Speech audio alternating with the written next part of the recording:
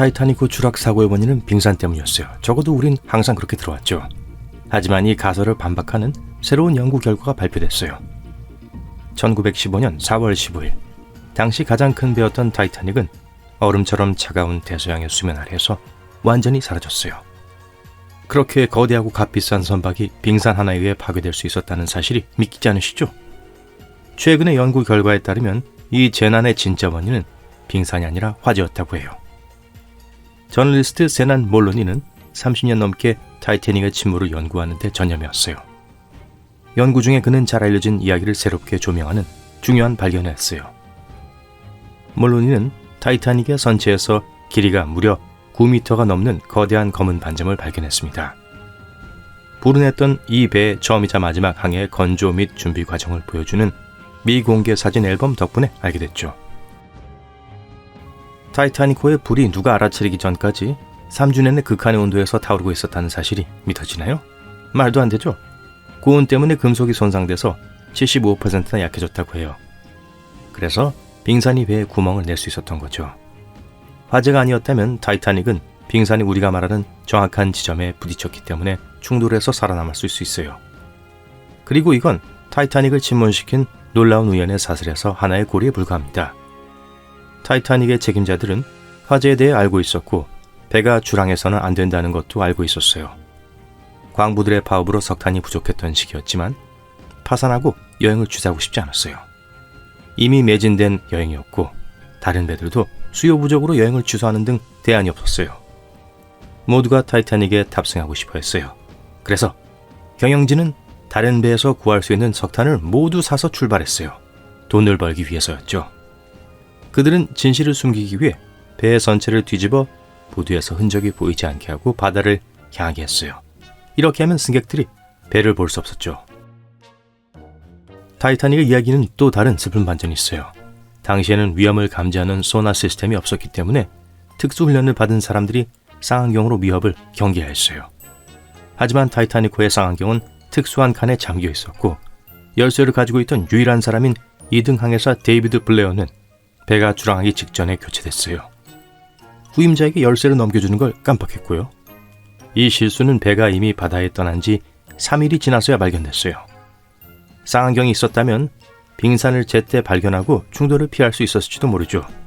하지만 쌍안경이 있었다고 해도 타이타닉호가 예상보다 빠르게 가고 있었기 때문에 충돌을 피할 수 없을 수도 있어요. 그들은 예정보다 늦었고 배의 명성을 망치고 싶지 않았기 때문에 배의 구조가 견딜 수 있는 속도 제한을 훨씬 뛰어넘어가고 있었어요. 타이타닉호의 가장 큰 실수 중 하나는 구명보트를 충분히 준비하지 않기로 결정한 거였어요.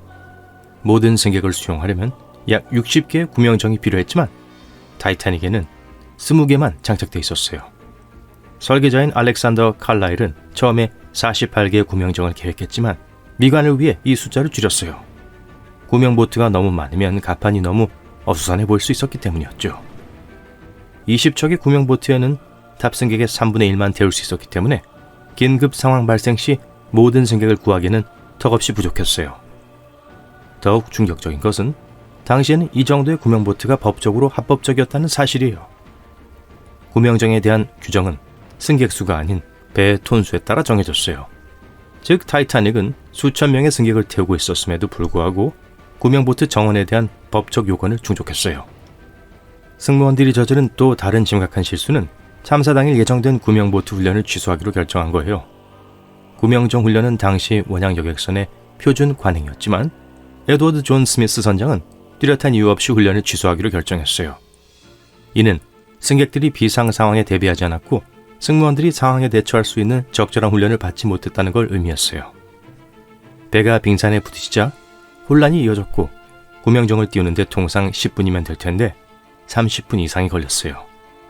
일부 사람들은 첫 번째 구명보트가 부분적으로 비어 있었다는 사실에 대해 스미스 선장에게 책임을 돌리기도 했어요. 65명을 태울 수 있는 첫 번째 구명보트에는 27명의 승객만 탑승했어요.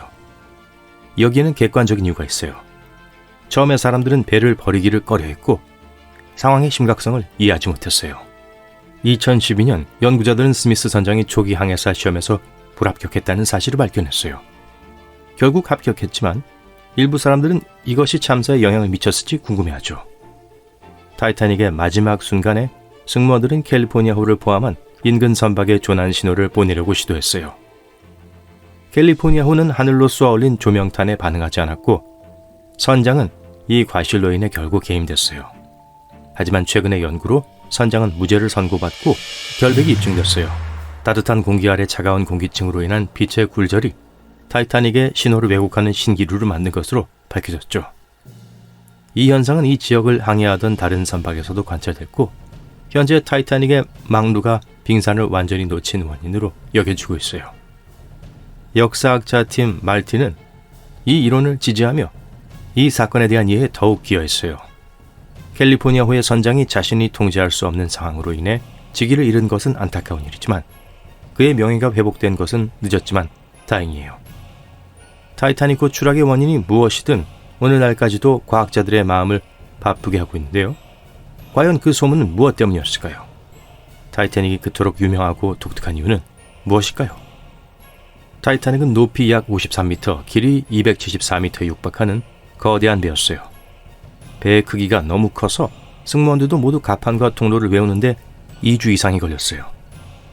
복도를 따라 몇 킬로미터를 걸어야 할 정도였죠. 배의 건설 비용은 무려 750만 달러로 인플레이션을 감안하면 2010년대 중반에는 약 1억 6,600만 달러에 해당해요. 흥미롭게도 1997년 타이타닉 영화의 제작비는 2억 달러로 훨씬 더 높았죠. 타이타닉을 건조하는 것은 결코 쉬운 일이 아니었고 26개월 동안 주 6일 근무하는 3,000명의 노동력이 필요했어요.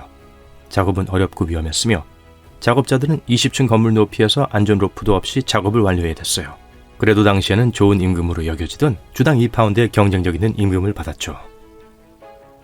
타이타닉의 내부는 런던의 고급스러운 리츠 호텔에서 영감을 받았어요. 배 내부의 가장 인상적인 특징은 배 10개의 갑판 중 7개 갑판으로 이어지는 그랜드 계단이에요.